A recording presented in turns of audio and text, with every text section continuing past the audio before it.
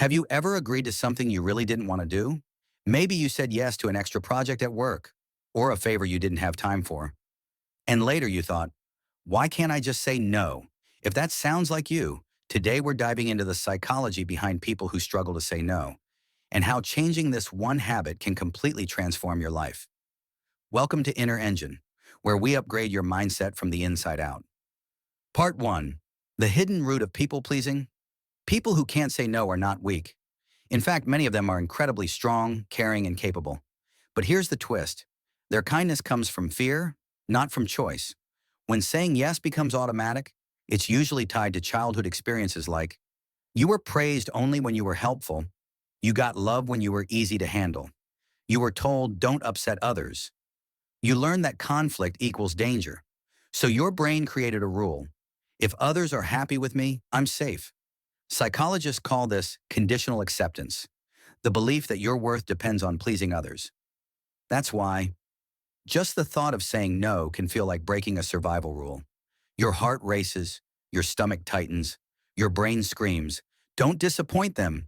It's not guilt, it's fear of rejection, disguised as kindness. Part 2. The brain trick that keeps you stuck. When someone asks you for help, your brain instantly does a quick calculation. Option A, say yes, short-term relief. Option B, say no, possible conflict. And most people pleasers take option A because it avoids discomfort. But the side effects? You overload yourself. You lose time for your own goals. You feel you're being used. You build quiet resentment. You forget who you really are. People start liking the version of you that isn't even real. And the worst part, you start believing, if I stop saying yeah, people will stop liking me.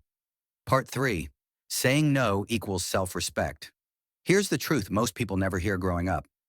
Saying no doesn't make you a bad person. It makes you an honest one. Every yes to someone else is a no to something of your own. No to rest, no to your priorities, no to your boundaries, no to your growth. You were not born to be a constant source of convenience for others. Real relationships don't break when you say no. They break when you pretend to be someone you're not. Part 4. Retrain your brain to say no. You don't need to start with a big dramatic no. Start with tiny shifts. Let me check my schedule. I won't be able to today. Thanks for thinking of me, but I'll pass. When you say no once, you build confidence. Do it again, and your brain learns, I'm safe even when I choose myself. Boundaries aren't walls. They are doors that you control. If you've spent your life putting everyone else first, maybe it's time to put yourself on the list too. Because the greatest form of self-care is courage.